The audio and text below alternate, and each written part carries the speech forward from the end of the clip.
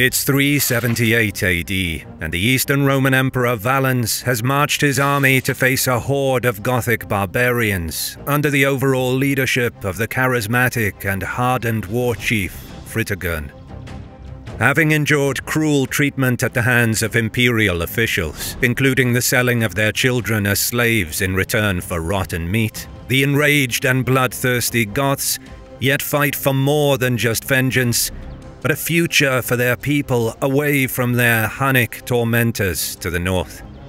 For Valens, however, the Goths' intransigence in breaking their agreement and ravaging imperial lands in Thrace cannot go unanswered. Finally, the Roman right wing strikes out to scout the enemy. Fritigern and Valens had lit the fire of war on the iconic field near Adrianople. One of them would perish in its ashes. With 2025 just around the corner, many of us look back at the struggles we faced. Perhaps it's repeating unhealthy patterns of behavior, such as choosing the wrong romantic partner or failing to maintain friendships for long. These patterns may seem caused by the external world, but it may be something unconscious within us that puts us in these disadvantageous situations. Working with a therapist can help understand how these repetitive behaviors were built and find ways to break the cycle.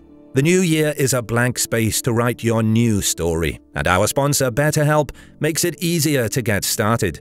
BetterHelp is fully online and connects you with a therapist from their diverse network of licensed professionals who are trained to listen and give you helpful, unbiased advice. First, you go to their site, answer a few questions, and BetterHelp will match you to a professional who has years of experience helping people with struggles just like yours. You can do it all from your phone or computer via phone call, video chat, or messaging, and you can switch therapists anytime at no extra cost if it's not the right fit. Start fresh any day of the year with BetterHelp. Click the link in the description or go to betterhelp.com/historymarsh to get 10% off your first month of therapy. With Julian the Apostate succumbing to his wounds on campaign in Persia, uncertainty loomed over the Roman Empire in June of 363. The Sassanids held the upper hand, while Julian's surviving officers elected the ill-starred Jovian, a member of the late emperor's bodyguard, to take command as their general and emperor.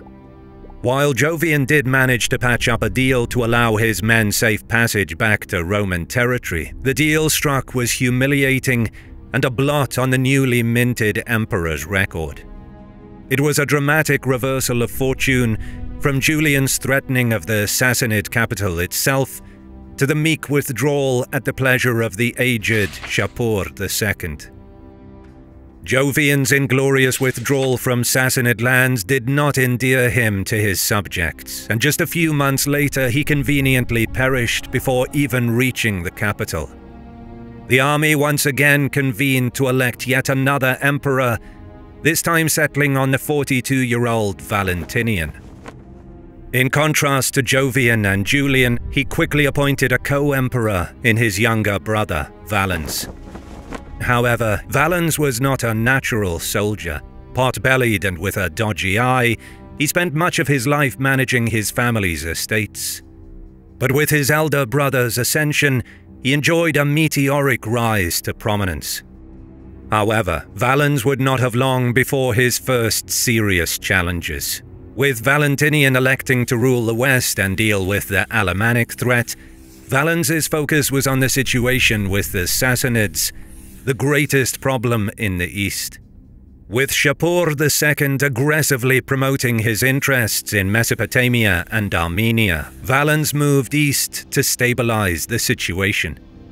On the 21st of July 365, an earthquake struck near Crete, the resulting tsunami devastating a wide area in the eastern Mediterranean. Many saw this as a bad omen and a stain on Valens's rule. To compound his ill fortune, a usurper named Procopius had declared himself emperor in Constantinople and was gathering his strength to contest the throne. An army sent to crush the usurper instead defected to him. Worse, Procopius persuaded the Goths to enter the war on his side. You see, some 4 decades earlier in 328, Constantine the Great had constructed a 2.5-kilometer bridge across the Danube to funnel the Roman legions across and put pressure on the tribes in the lower Danube. In addition, he concluded a treaty with the Tervingi Goths.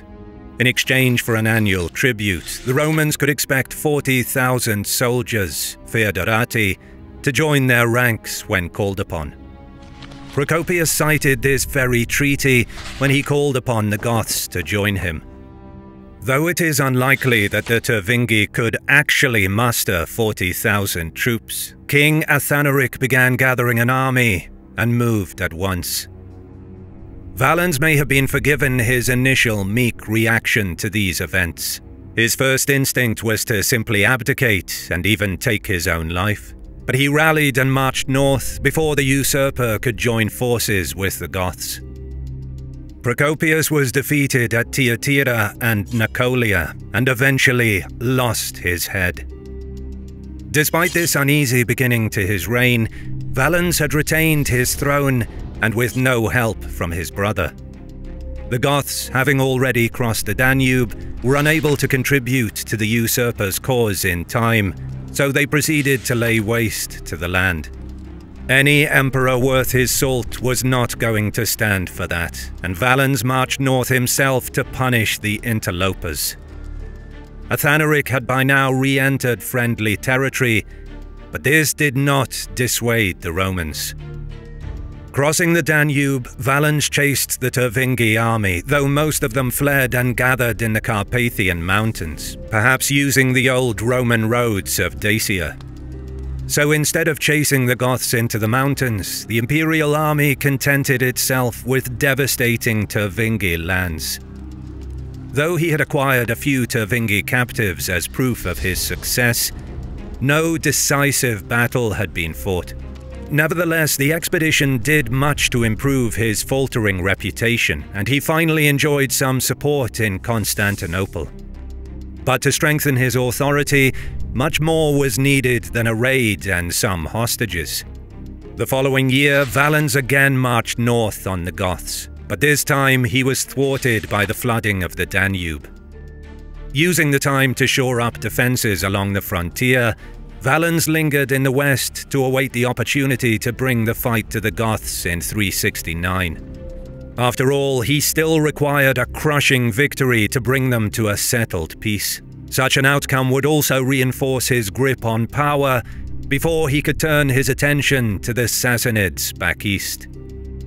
By summer of 369, Valens had moved once again against Athanaric, engaging the Tervingi in several minor battles before defeating the Gothic king in an unnamed pitched battle. That Athanaric did manage to extricate the bulk of his forces from the defeat does suggest the defeat was not catastrophic. However, it was enough to concentrate Tervingi minds on peace. Having suffered a major defeat and after 3 years of conflict, the Goths sent peace envoys to Valens in Marcianopolis. The following year, Valens himself met with Athanaric on a boat in the middle of the Danube. A concession perhaps that indicated Valens's hand was not that strong following his campaigns. Athanaric, for his part, excused his not setting foot on Roman soil, given he had sworn an oath to that effect to his father. Whether the oath was real or not, the Tervingi king needed to save face with concessions of his own. The resulting treaty re-established limited trade while abolishing the Roman monetary gifts to the Goths. Now able to claim a solid victory over the Tervingi, Valens's power in Constantinople was undisputed, and he could now shift his focus to the war raging in Armenia. While Valens had been dealing with Athanaric, Shapur II had pressed his recently won advantage in the heavily disputed matter of Armenia, intervening directly. Valens would spend the lion's share of the next 8 years in Antioch, or the eastern frontier region, directing efforts against the Sassanid threat. Yet while Valens's attention was firmly fixed on his eastern frontier, events back west were about to force another clash with his erstwhile Gothic enemies. A warlike nomadic folk known as the Huns came from the Asian steppe, decimating the Alans and pushing the Gothic Greuthungi tribes west. Two men emerged to assume leadership of the beleaguered Greuthungi, Alathius and Saphrax. Men of experience and demonstrated bravery, they entered the territory of their western cousins and fortified their position along the Dniester. Meanwhile, Athanaric moved east to the Dniester to assist Alathius and combat the incursion. Unfortunately for both peoples, Athanaric fared little better. The Turvingi were defeated and forced to seek the sanctuary in the Carpathian Mountains once again, where they formed a new defensive line. The savage advance of the Huns caused widespread civil strife across Gothic lands. Having failed to stave off the Hunnic menace, many among the Turvingi now rejected Athanaric in favour of a certain Alavivus and Fritigern, who thought that the best course of action was to flee from the Huns. They led a large group south to seek sanctuary within the Empire's borders. But Valens and his imperial army were preoccupied with the Sassanids. Upon receiving news of the massive Gothic crossing, the Eastern Emperor likely felt secure in his treaty with the Turvingi. Moreover, he surely welcomed an influx of manpower, provided the incomers were disarmed before entering Roman territory. Valens may also have realized that with the bulk of his forces with him, there was little he could do to stop a large body of Goths if they decided to force their way across the Danube. And so, the Turvingi were allowed to enter Roman territory. But the crossing of such a large number of folk was a recipe for confusion and disaster. The imperial authorities of the region began transporting the Turvingi across the Danube. But the going was slow. The number of vessels were not enough for the massive number of people. This meant multiple trips for each vessel, an operation that perhaps lasted days. All the while, no assurances were given to those waiting to board the rafts. Many Goths grew impatient. Anxious and fearful of being left behind, thousands attempted to swim across the wide Danube River. Tragically, many drowned in the dangerous waters. Clearly, the scale of the operation was beyond what the available Roman forces could handle. Compounding the problem was that these thousands of homeless, starving people were the once hostile Goths. They were unwelcome by the locals and treated with contempt by the Roman troops. Making matters worse, ferrying so many people across the Danube would have been a daunting task for the best of men. And Lupicinus, the Count of Thrace, and Maximus, the commander of the frontier troops, were not the best of men. Callously exploiting the situation, they collected all the stray dogs in the area and offered to trade them as food for slaves. Hungry and desperate, many Goths sold themselves into slavery for a meal. Kettled into their original landing area, the despair of the Turvingi grew as the Roman local elite profited from their suffering. But the main reason why the Turvingi were held there was the sheer logistical nightmare of resettling such a large body of people. To compound matters, the first groups of the Greuthungi, under Alathius and Saphrax, had also arrived at the Danube from the north and were similarly requesting asylum. And there would be thousands more coming. Faced with an even larger influx of Goths made the situation worse. Lupicinus and Maximus concluded that they already had more than enough men for Valens's purposes and refused entry to any new arrivals. Already driven from their lands by the Huns, the Greuthungi had little to lose. They simply ignored the refusal and began crossing as the vigilance of the Roman boats patrolling the river was relaxed and attention shifted to resettling the Turvingi. Alathius and Saphrax led their folk across the river on hastily constructed rafts, encamping away off from Fritigern's group. By now, the situation in the camps became insufferable. Unsanitary conditions, hunger and disease claimed the lives of many. Fritigern and his lieutenants had enough. Breaking out of the containment area, Fritigern's Tervingi headed towards the more fertile land to the south. Though full-blown revolt had not yet erupted at this stage, it would only take a further provocation to ignite it, and that fateful mistake was not long in coming. Perhaps desperate for a swift solution to the declining situation, Lupicinus now pushed the Tervingi over the edge. Finally arriving outside Marcianople, Lupicinus invited the leaders of the Tervingi to a feast, though he only admitted their bodyguard to accompany them as far as his quarters. Under the impression that supplies would also be made available to their people, Fritigern and Alavivus accepted, though once within the walls, the trap was sprung. What transpired at the meeting is not fully clear, but it may be that Lupicinus had planned the ambush from the start.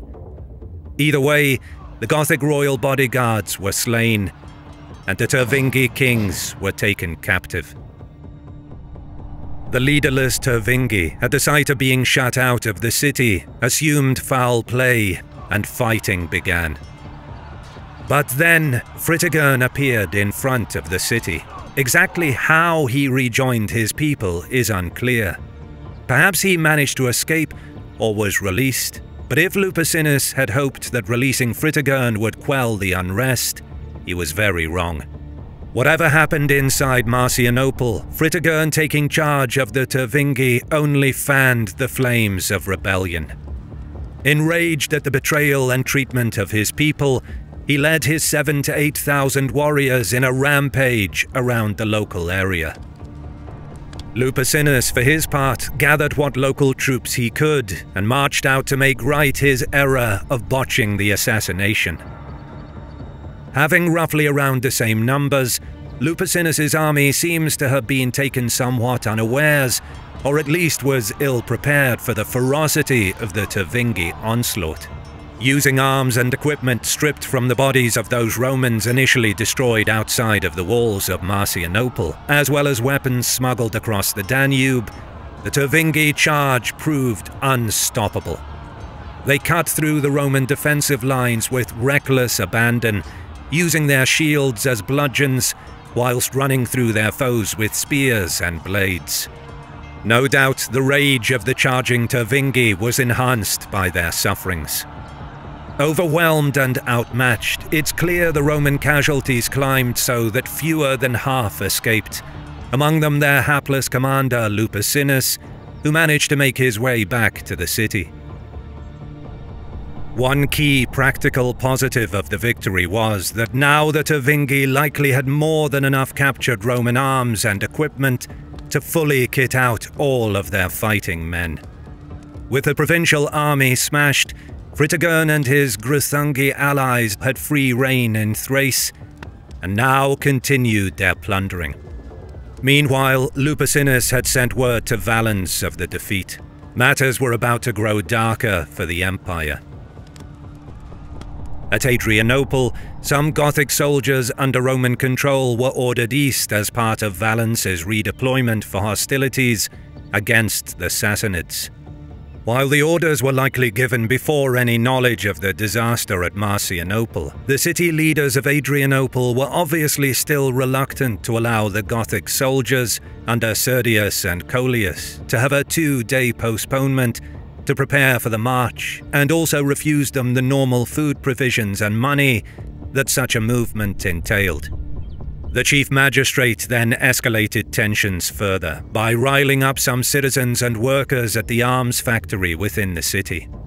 Enduring both abuse and then the missiles of this makeshift force, the Goths snapped and fought back. With many citizens slain, the rebellion had unnecessarily spread. Making his way to Adrianople himself, the men of Serdius and Coelius naturally allied with Fritigern's. A siege had begun, the city's supply of food and other essentials a tempting prospect. However, despite several attempts to take the walls, Fritigern soon decided on leaving a small detachment to maintain the blockade, while moving the bulk of his army to split off and continue looting the lands. In addition to the Adrianople defection, other Goths of Thrace, taken as slaves, rose up to join the rebellion. Worse, Roman peasants, soldiers, and gold miners, all sick of heavy imperial taxation, took up arms and bolstered Fritigern's ranks. With these new recruits came not only manpower, but also knowledge on the land, the passages through the hills and mountains, the secret hiding places where the troops can rest, and particularly the rich villages where food and booty were abundant. In response to the deteriorating situation, Valens back east realized that a big crisis needed an appropriately big response. But he was pinned in place until a peace could be made with the Sassanids. Seeking to contain the Goths back west, Valens sent the master of foot Traianus and Prophet Taurus with a small number of troops taken from Armenia. In addition, he sent word for aid to his nephew Gratian. The Roman reinforcements did meet with some success, driving some of the Goths into the rugged territory of the Balkans mountains. Another group was driven northeast towards the mouth of the Danube. While bands of Gothic warriors did coalesce to combat Roman attacks, it would be erroneous to think of them as a grand unified force, though Fritigern did control the largest of these armed groups. Meanwhile, Gratian dutifully ordered his old general Frigeridas east with some Pannonian and Transalpine auxiliaries, though the quality of these troops is doubtful. Ricimeres also brought troops drawn from Gaul. With many of the enemy bottled up in the mountains, the Roman commanders under the overall direction of Ricimeres moved to destroy the northern Goths at Ad Salices. Slightly outnumbered, the Romans were content to watch the Goths within their protective wagon ring as they slowly ran out of supplies, and disease inevitably took hold due to unhygienic conditions. However, upon receiving reinforcements, the Goths felt confident in attacking the next morning, and leaving their wagon camp seized some high ground close to the Romans from which to charge and engage their enemies. Then, advancing on the Roman position, the latter men boosted their morale by letting out their battle cries. Following an exchange of missiles, the two bodies of men clashed bloodily, attacking simultaneously. The Romans were pressed back onto the defensive in their testudo formation. The Goths' larger numbers clearly played its part, with the barbarians breaking through the Roman left wing. Luckily for them, and perhaps in contrast to the earlier defeat at Marcianople, the Romans had formed up in two lines, and reserve units countered this Gothic breakthrough. The battle line stabilized once more. The fighting was fierce and only ceased upon the coming of darkness. Both armies suffered significant losses. However, given their relatively fewer numbers, it's likely the Romans came off worse.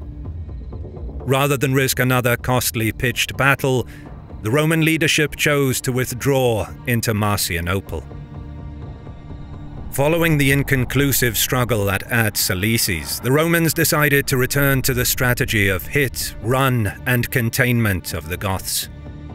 The Gothic folk, hemmed into the mountains, were increasingly desperate. With the arrival of Saturninus from the east, the grip over the beleaguered tribes only tightened.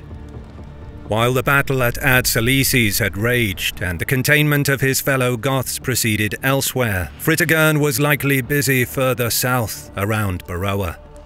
Saturninus's kettling of the Goths in the mountains was finally broken by the threat of engagement with the northern Goths, along with their freshly arrived Hunnic and Alan reinforcements. Learning the lesson from previous bloody battles, Saturninus recalled his smaller Roman forces and dispersed them into the fortified cities. The Goths once more had free reign over Thrace. Moving south, the northern Goths smashed another Roman force at Debaltum. Meanwhile, Fritigern led his band towards Frigeridas in Beroa. Unwilling to wait for Fritigern's assault, Frigeridas withdrew west towards Illyricum. It was clear by the conclusion of 377 that only a major imperial response would stand up to the Goths in Thrace. Gratian once more resolved to send reinforcements east. However, upon returning home for the winter, a Roman soldier of Alemannic origin freely divulged these plans to his fellows, causing the Lentienses to invade across the Rhine. In the event, the incursions were dealt with by Gratian, who had to recall the men sent to aid the east. However, this did delay aid reaching Valens by months. In the spring of 378, Valens relocated his base from Antioch to Constantinople. Here he faced an aggravated populace, partially due to the Catholic population who took exception to his Arian faith. The barbarian troubles close by could not have dampened the mood there either. Removing himself to Melanthius, Valens began to muster his forces.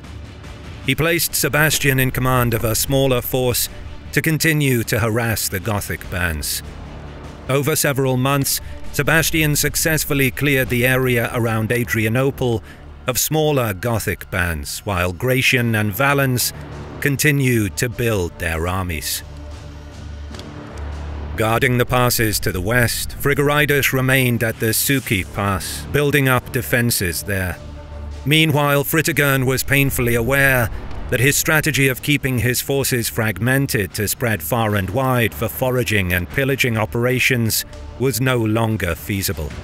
Sebastian was demonstrating how the Goths could be isolated and destroyed piecemeal if that continued, and at any rate, both emperors were now moving to engage him. Concentrating his allies near Kabil, Fritigern kept his army in open country to safeguard against possible shortages or any nasty surprises. Gratian was now moving east, but with something closer to a large retinue more than an army. With anywhere between 15 and 20,000 men, Valens began his march from Melanthius towards Adrianople. Valens likely intended to head past the city towards Philippopolis, where the ultimate aim would be to link with Gratian. Fritigern, however, did not concede the initiative. Marching his army south, his aim was to cut Valens's line of supply back to the capital. Valens had sent a small force to observe the Goths, and once news reached him this was a major army, he decided to remain near Adrianople, making camp just outside the city. As for Fritigern, with the Imperial army not far enough west to safely pass, he knew he had to either encamp and await possible battle, or turn north to avoid a confrontation. To do neither would leave his people, roaming in columns with many non-combatants, extremely vulnerable. He was also aware of reinforcements coming, which may make the enemy too powerful to defeat. Encamping close by, Fritigern sent a Christian priest to Valens, urging that the original agreement for crossing the Danube be observed. He furthermore requested land within Thrace itself to settle. While possibly a move towards genuine peace, it's also likely the embassy was merely a delaying tactic. Advice for the emperor was mixed. Though he believed he had the numerical advantage, it's safe to assume it was not overwhelming. A number of 20,000 men seems unlikely, as such a 2-to-1 advantage would surely remove any hesitation. Unfortunately for the Romans, Valens' scouts had not spotted the Gruthungi and Alan cavalry attached to Fritigern's main body, likely as it was further afield. On the morning of August 9th, the Eastern Augustus left his baggage, treasury, and non-combatants within the city under a suitable guard. The transit to the battlefield was decidedly unpleasant. The uneven land, exhausting the men on the march, along with an unforgiving heat. The Goths had positioned themselves well on high ground near the modern-day settlement of Murat Kali. Their camp was ringed with wagons, their non-combatants and families within. The Romans finally began to deploy around 2 p.m. Eventually forming into their standard 2-line formation, Fritigern, cognizant of the continued absence of the Alans and Gruthungi, did everything to buy more time.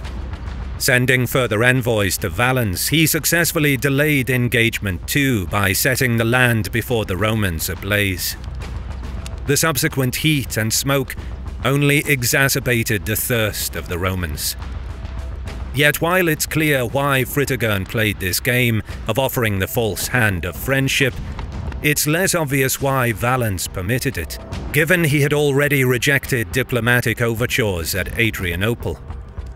For whatever reason, Valens allowed the delay, but his men were having none of it. Before Ricimeres could make the journey to Parley, some Scutari and horse archers moved forwards to engage. One theory is that the Roman right wing merely wanted to scout from the high ground to Fritigern's left to see what was beyond. However, they were soon entangled in melee. Unfortunately for Valens and the bulk of his army, the main body were not fully deployed as yet, and still may have been preoccupied with diplomatic matters. The Roman left-wing cavalry was even more unordered, not having deployed yet either. To complete the disaster, not only was the unsupported right wing stonewalled by the Gothic infantry, but they were also assaulted by the returning Greuthungi and Alan cavalry, who swept in. As Ammianus described, the Roman retreat here was as cowardly as their initial assault was rash. This description, however, may have been harsh. Some barbarian cavalry engaged with some of the Romans pinned against the enemy infantry. However, other elements of the Roman right wing did partially make a fight of it, though ultimately they were driven back with much bloodshed. Around the same time the Roman right began to crumble, the two infantry bodies closed to engage in the all-too-familiar scrum of flesh and steel. The Goths had bellowed their war cries as they closed with the Romans, and now the murderous push ensued, the screams of the hurt and dying piercing the afternoon air. On the left flank of the Roman line, the attack had seemingly progressed much better for Valens's mounted men. However, the assault of the forward units of the left-wing cavalry were just as ill-timed and considered, and though the brave Romans managed to smash their way forward and to the very wagons of the Gothic camp, this was all for naught. The Gothic right wing of the infantry had indeed fallen back, but no cavalry can stand for very long unsupported and under strength, and now in addition faced with such a fortified position. At the Lager, the Tervingi struck back, while to compound Roman misfortunes, elements of the Greuthungi and Alan cavalry had also made their way here, and began to support their Tervingi allies. At this stage too, only some of the Roman left wing had engaged, while no infantry had moved to support their bolder comrades. The result was therefore a predictable defeat on the left. Around this time too, the Roman right had also been destroyed or fled from the field, leaving both flanks exposed to the vengeful wrath of the enemy cavalry and infantry. In the center, the Romans still held, but huddled closer together as instinct dictates when a vast crowd is surrounded. Largely crushed together, Valens's soldiers often found it hard to effectively wield their weapons. In a gory spectacle, quite reminiscent of that other great Roman defeat at Cannae centuries before, the Roman center was surrounded and ultimately butchered where it stood. Before the collapse, though, many Roman warriors fought hard. Ammianus writes that, despite their predicament, many hemmed-in warriors struck out at their slayers before succumbing to death, expressing a grim contempt for death. Not all were so minded, however. According to Ammianus, the spirit of the imperial center was largely broken through a combination of exhaustion, thirst, and the sheer weight of Gothic numbers. With their morale and strength largely spent, men began to break away, the trickle giving way to a flood.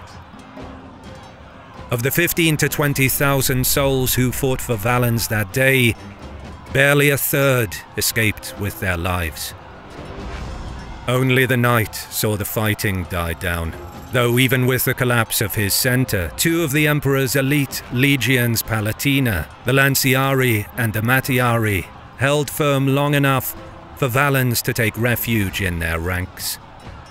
Abandoned by most of his senior officers and bodyguards, the Emperor's exact fate is unknown. One version simply has Valens fall with his men, perhaps fatally struck with an arrow. Another more gruesome account is that the Emperor was indeed wounded by an arrow, but was escorted to the cottage of a local peasant. The Goths surrounded the place, and repulsed by missile volleys, chose to burn down the structure. Ignorant of the Emperor's presence, Valens was killed in the Inferno, while one bodyguard who managed to escape the flames was captured. The prisoner related what had happened to the enemy before later escaping, and again explaining the Emperor's fate to the Romans. So ended the Battle of Adrianople. Following his victory, Fritigern naturally turned his attention to Adrianople itself, which housed the imperial treasury and insignia. Despite some desertions to him, however, he was unable to successfully take the place. After further devastating the lands of the Thracian lowlands, the victorious barbarians attempted an even bolder siege. However, Constantinople was even more formidable, and following a supposed sally by some Arab mercenaries, Fritigern moved his army back into Thrace, Illyricum, and Dacia, where food and supplies were more abundant. Despite Gratian's appointing of the new emperor Theodosius, the conflict would rage on for a few more years yet. In the event, it was diplomacy and not force of arms that ended hostilities. On October 3rd, 382, Fritigern got what he had always wanted since 376: autonomous land to settle within the empire in exchange for military service. Settling on the southern banks of the Danube, indeed many of these men would fight in the army of Theodosius's campaign in 387 against his rival Maximus Picatus. However, peace would not long reign, as, resentful at his people's losses, especially in the later Battle of the Frigidus, a certain leader by the name of Alaric would once again lead his people into revolt. But that is a story for another time. If you like what you see, consider supporting my work on Patreon, and you get ad-free early access to my videos for as little as $1. You can also show your support by liking the video, commenting, and subscribing to my channel as a sacrifice to the algorithm. As always, I'll see you in the next one.